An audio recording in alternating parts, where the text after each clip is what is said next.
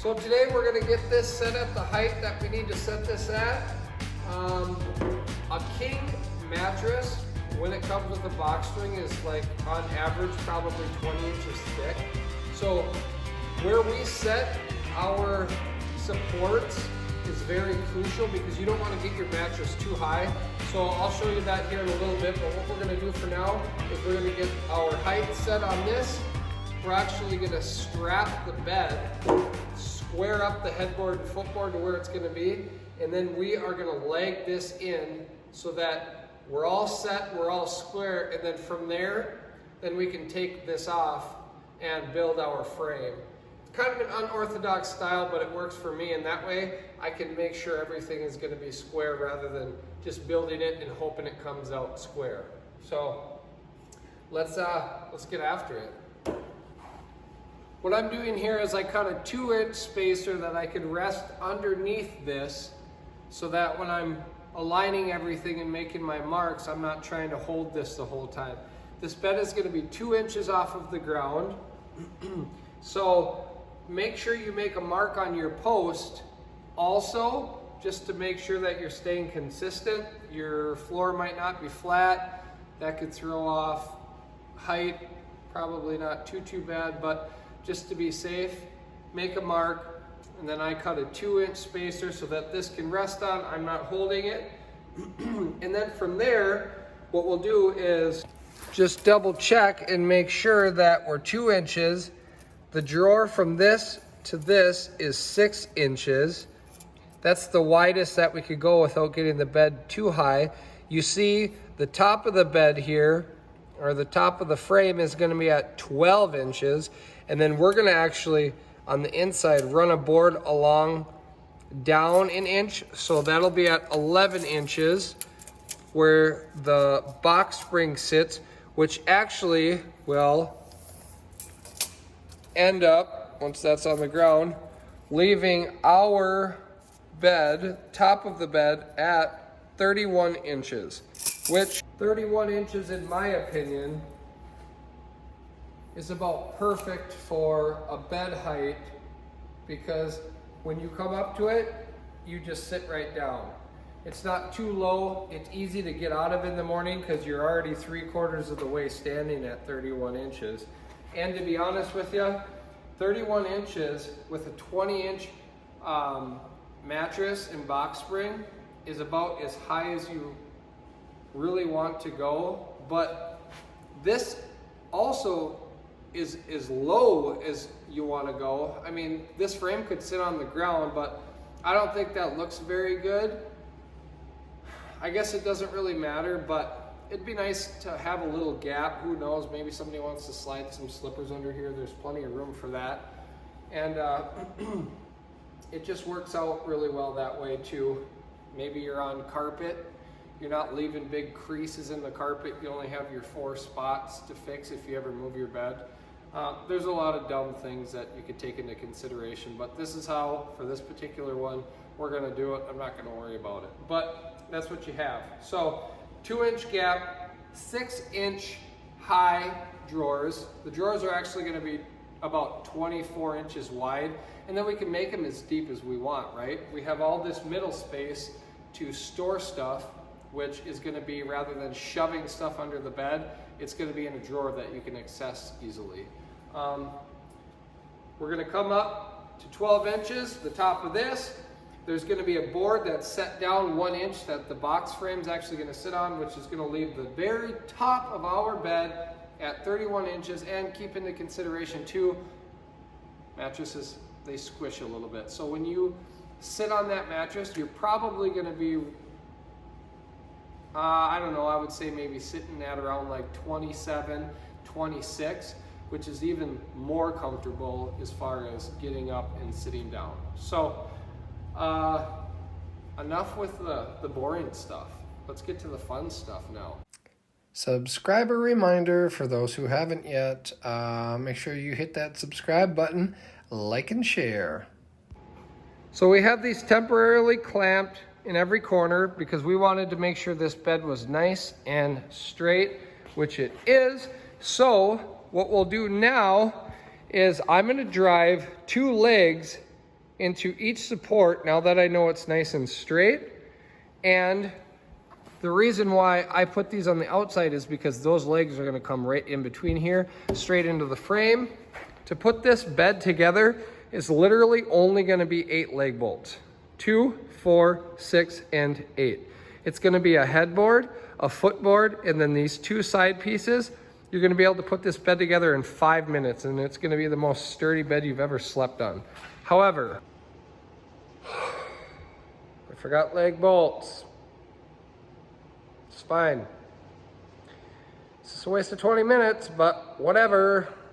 I'm getting an Almond Joy while I'm at the hardware store. So there.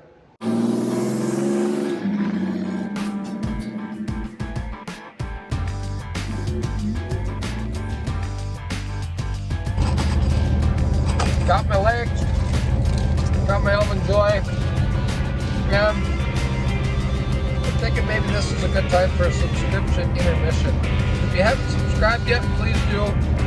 Join me on my Almond Joy journeys, my Frederick hardware stops, and also like and subscribe.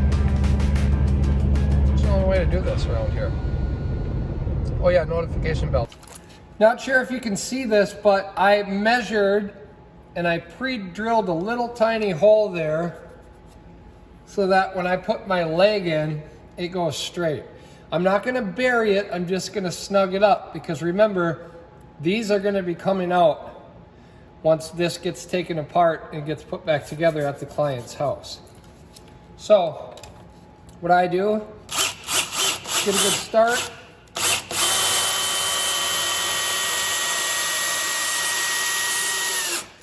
Oh, that's tight. So we're gonna do that all the way around. We're gonna add one more. Make sure that you measure though, so that you don't come out crooked or up or down. You want it to go directly into that frame. And this thing is gonna be rock solid. Some of you may be thinking that leg bolts may not be the most efficient way to hold this thing together. However, I've never had an issue with the leg bolts. They do a great job of holding it tight together, and if they ever did loosen up, you could get longer and thicker ones. Here's our first support for our box spring. I've got it set down an inch like I explained earlier. When the box spring sits on this, it won't be able to slide back and forth. I have pre-drilled and sunk in holes every foot. Make sure you're flush where your drawer is going to be coming in so you don't have any issues there. I'm using 3-inch square bits, and that should be more than enough. It's glued and clamped right now, so let's get screwing. Pardon the pun. So what I'm going to do now for the frame, the first part of the frame, is I'm going to take a couple of these 2x2s I've stained. I'm going to notch them out on the old bandsaw, so that when I come and lock them into place here, they notch up nice and tight. I'm gonna put a screw in there, and then we're gonna build the rest of our frame with them. So stay tuned.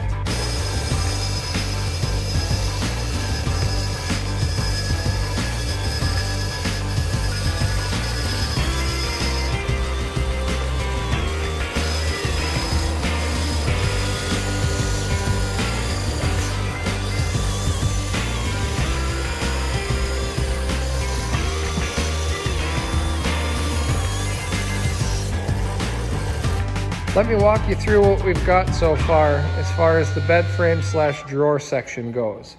So, as you can see, we have 3 areas for drawers. This is actually going to be a mock drawer, so I'm just going to have the face of it on there with a handle. You're not really even going to be able to pull it out because nothing can go on there, for the simple fact that I'm building a nightstand set for this bed set, so there will be 2 nightstands right here, and that drawer will pretty much be a waste of time because you'd have to move the nightstand every time you needed to get in there. So there's just going to be 2 drawers, and how I'm going to do that is very carefully. As you can see, this is a pretty simple design. We have 4 supports here that are going to help support the bed, because remember, a king size bed has 2 twin mattresses, so there will be two mattresses meeting up in this middle portion here. So we have to find some way to support this middle. So what we're actually going to do once we get the other side built is I'm going to notch in right in the center area a board that comes all the way across. This will fit down in there and lock it. It'll sit flush like that over on that side. And then for the ends here, I'm going to fashion something that just fits in between. You'll see that when we get to that process. But one thing I want to point out quickly, when you're doing your drawer sections, the front and back have to be exactly the same measurement. And here's why. If you don't have those perfectly squared to each other, and they're a little bit like this or a little bit like that, when you go to push that drawer in, those slides aren't going to be perfectly squared to each other. It's either going to pinch or it's going to get too loose, which is going to pull it apart, so you're going to get a sticky drawer.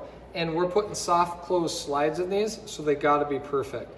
I'm not a huge fan of doing drawers because they're so finicky, and it has to be perfect. But it can be done. Just make sure that your measurements are right on, and then from there it's pretty easy. So I think we're going to call that a day today. I'm going to maybe try to knock that one out quick. You don't need to watch that. And then once we get that side done like this side, I'm going to show you how we're going to connect these and then put a couple other supports. And then the last part will be drawers and poly, and this thing will be all finished up. So thanks for watching part 2 of this rustic king bed build.